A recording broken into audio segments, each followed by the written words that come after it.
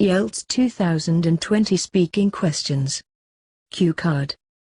Describe an important text message you received. You should say, who sent it to you? Why still remember it? And explain how you felt after you received it. Mobile phones have become an important part of our lives. Even though there are many applications that we use on our phones, calling and texting are the two main features that have always been used. Today I will talk about a time where I received a piece of good news via a text message.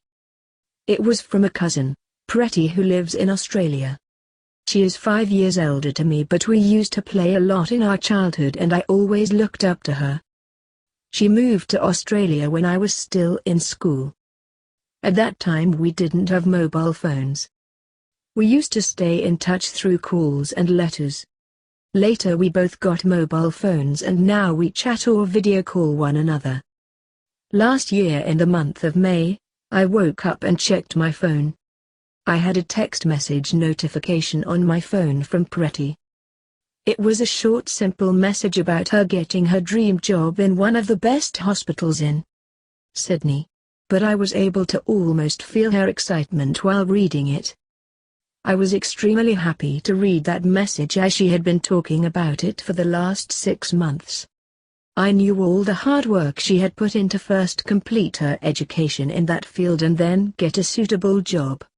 I immediately called her and congratulated her. She didn't want to wake me up, due to the time difference, and had chosen to send me a text message instead. Everyone in the family spoke to her and congratulated her. It was a very special day and I was happy all day. I still remember that text message and that day very clearly. And she is happy at her job and is enjoying it every day. I am sure she'll do great in her career and always wish the best for her. Follow-ups.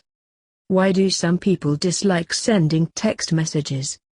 Some people dislike sending text messages because they feel that it is easier and faster to call than typing a text message and then waiting for a reply. Also, sometimes the text may be misinterpreted and may lead to misunderstandings. What is the information that cannot be communicated via text messages? Information that is confidential shouldn't be communicated through text messages. Besides that, in situations that require conveying feelings, emotions or a deeper meaning, only text messages cannot convey that and need face-to-face interaction.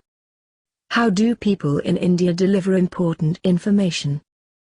Important information in India is usually communicated through letters, and these days email communication has also become quite common to send important information. What do you think of traditional paper mails?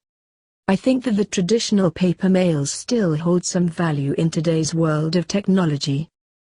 There are people who are not very comfortable with technology and prefer paper communication.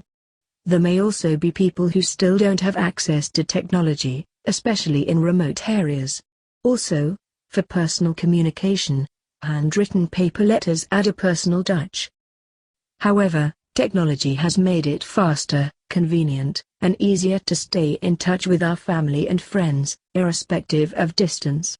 It is also the preferred mode for most official communication. Do you think it is still a good way to deliver information using traditional mails? Yes, in certain cases, traditional mails are still a good way to deliver information. There are many people, for example, some elderly people, who are not comfortable using technology, who prefer that official communication be sent to them in the traditional way. Have our ways to communicate with each other changed in recent years? Yes, it certainly has. In the past, most of the communication happened through handwritten or typed paper mails. However, now most of the communication is electronic, through emails, chat apps, phone calls, videos calls, etc. What are the differences between Indian media and Western media? I think that in today's well-connected world, the differences between Indian and Western media are not many. The main difference is that Indian media uses different regional languages to get information across to all the regions and the states, which use different languages. The content is also more suited to India's diverse culture. At the same time, Indian media also connects us to the world and gives us information and exposure to the whole world, and has elements that are quite similar to the Western media. For example, the format of many shows like Indian Idol, India's Got Talent, news shows and discussions, etc. What are the advantages of sending messages via social applications? The main advantage of sending messages via social media is that people can stay connected with their friends and relatives easily. It's easy to contact others and share information, news, and feelings. Audios, videos, and photos can also be shared through such apps.